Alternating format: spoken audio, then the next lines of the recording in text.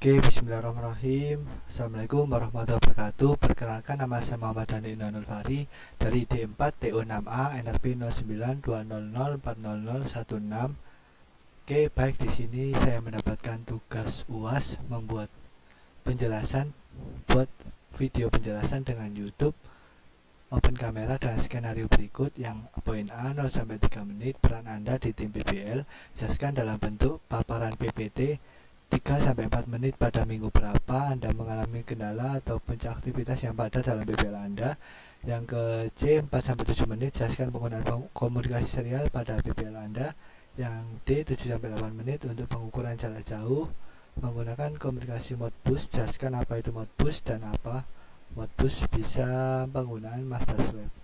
Yang E 8-10 terdapat layanan IoT seperti Blink IoT, Arduino Cloud, ThinkSpeak atau lainnya. Pilih salah satu, tidak harus yang disebutkan tadi, jelaskan fitur-fiturnya. Oke, baik, yang selanjutnya yaitu langsung saja ke PPT-nya yang sudah saya buat.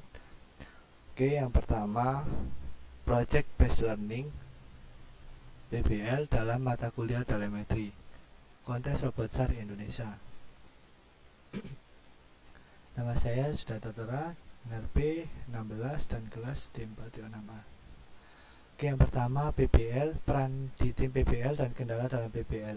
Yang kedua, komunikasi serial dalam PBL. Yang ketiga ada Modbus, penjelasan Modbus untuk penggunaan master slave.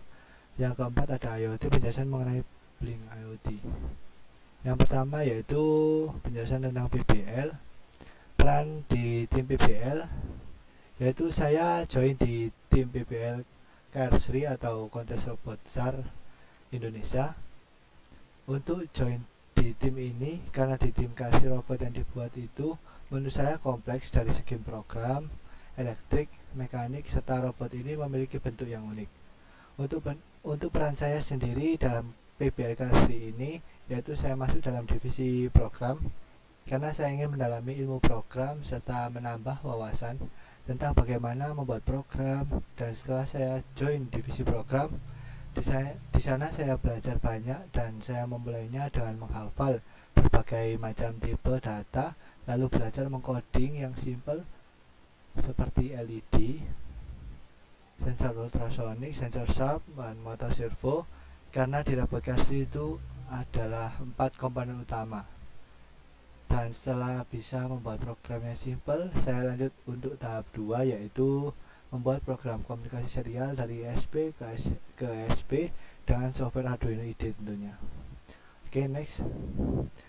Untuk yang kedua, setelah komunikasi serial selesai, maka lanjut membuat program dengan Keil untuk STM32F4, yang dimana ini menurut saya agak susah karena di Google pun referensinya dari program ini susah. Di sini saya terus mencoba dan akhirnya bisa menggunakan serta membuat program dari software Keil untuk STM32F4. Lalu juga saya membuat program robot dengan metode fuzzy logic untuk jalannya robot agar tetap pada garis lurus yang sudah ditentukan. Mungkin itu saja yang bisa saya ceritakan terkait peran saya dalam PBL di tim robot KRSRI. Untuk yang selanjutnya yaitu kendala dalam PBL. Untuk puncak kesulitan dan sibuk pada PBL ini yaitu pada minggu 16, karena kita dari tim PBL mendapat tugas dari manajer kami yaitu untuk membuat metode fuzzy logic controller dan diterapkan pada robot KRSRI. Di sini kita dari tim PBL agak kesulitan karena dengan minimnya contoh program fuzzy untuk software Keil, dan tetapi selama beberapa hari saya mencari referensi dari program tersebut dan akhirnya ada, meskipun harus diedit atau disesuaikan terlebih dahulu. Dan setelah lama saya mengedit program itu dan tiba waktunya untuk uji coba pada robot KRSRI, meskipun masih banyak parameter yang harus diganti, tapi penerapan metode fuzzy logic ini akhirnya berhasil. Next.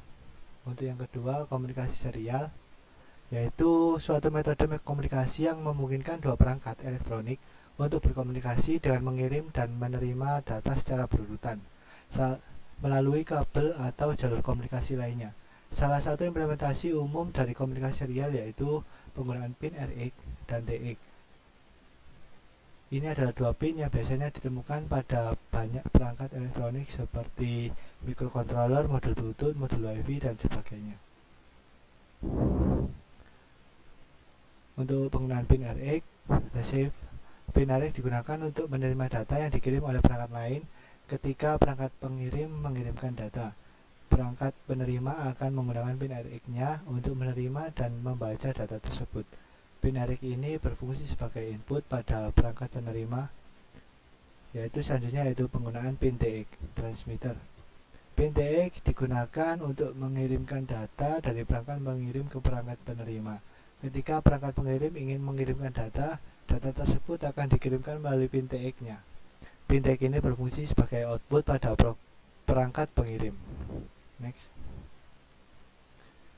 Komunikasi serial yaitu suatu metode komunikasi yang memungkinkan dua perangkat elektronik untuk berkomunikasi dengan mengirim dan menerima data secara berurutan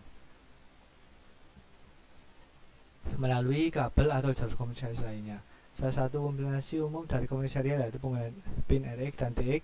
Ini adalah 2 pin yang biasanya ditemukan banyak perangkat elektronik seperti microcontroller, modul Bluetooth, modul WiFi, dan sebagainya. Next. Yang ketiga yaitu Modbus. Modbus adalah protokol komunikasi yang digunakan untuk pertukaran data antara perangkat elektronik di lingkungan industri. Protokol ini dikembangkan oleh Medicon pada tahun 1979 yang telah menjadi salah satu standar de facto untuk komunikasi perangkat dalam sistem otomasi dan kendali industri. Modbus biasanya digunakan untuk menghubungkan perangkat seperti aktuator, PLC, dan perangkat lainnya sistem otomasi industri. Ada beberapa varian Modbus yang umum digunakan yaitu RTU, TJP. RTU beroperasi melalui komunikasi serial, sedangkan Modbus TJP beroperasi melalui jaringan Ethernet. Next. Modbus menggunakan format pesan yang sederhana dan efisien, yang terdiri dari fungsi, alamat perangkat, alamat register, dan data. Perangkat yang berfungsi sebagai pemancar data disebut master, sementara perangkat yang berfungsi sebagai penerima data disebut slave. Dalam penggunaan Modbus untuk pengukuran jarak jauh, misalnya Anda dapat menggunakan perangkat sensor yang berfungsi sebagai slave untuk mengukur jarak dan mengirimkan data pengukuran ke perangkat lain, perangkat master yang berfungsi sebagai pengendali atau pemantau. Perangkat master akan mengirimkan permintaan ke perangkat slave untuk membaca data yang diinginkan, misalnya data jarak dari alamat register yang sesuai. Next. Perangkat slave kemudian akan merespon dengan mengirimkan data tersebut kembali ke perangkat master. Kelebihan Modbus dalam aplikasi seperti telemetri adalah kesederhanaan protokolnya, mudah diimplementasikan, dan sudah didukung oleh berbagai perangkat industri. Dengan menggunakan Modbus, Anda dapat dengan mudah mengintegrasikan berbagai perangkat industri yang berbeda dalam satu sistem dan memfasilitasi pertukaran data yang efisien. Yang terakhir yaitu ada Blink IoT. Blink IoT adalah perangkat Internet of Things IoT yang berpopuler untuk menghubungkan dan mengendalikan berbagai perangkat IoT secara mudah melalui aplikasi seluler. Berikut adalah beberapa fitur utama dari platform Blink, yaitu pertama, kustomisasi antarmuka pengguna. Blink menyediakan antarmuka pengguna yang dapat disesuaikan dengan mudah melalui aplikasi seluler. Pengguna dapat membuat tata letak antarmuka mereka sendiri yang menambahkan tombol, slider, grafik, tampilan, dan lainnya. Next, integrasi mudah dan berbagai papan pengembangan. Mendukung berbagai papan pengembangan populer seperti Arduino, Raspberry Pi, SP8266, SP32, dan Particle, dan banyak lagi. Ini memudahkan pengguna untuk mengumumkan dan mengendalikan perangkat keras mereka dengan cepat. Berbagai widget dan fungsi Blink menyediakan berbagai widget atau elemen digunakan berinteraksi dengan perangkat IoT seperti tombol, slider, grafik, tampilan nilai, dan tampilan LCD, dan banyak lagi. Modbus ada akses jarak jauh melalui koneksi internet. Mode berbagi proyek, Blink menggunakan Anda untuk berbagi proyek IoT berbasis token. Oke, dukungan untuk notifikasi, dukungan untuk berbagai protokol komunikasi, dan yang terakhir integrasi dengan layanan pihak ketiga. Oke, itu saja yang bisa saya sampaikan. Kurang lebihnya mohon maaf. Wassalamualaikum warahmatullahi wabarakatuh.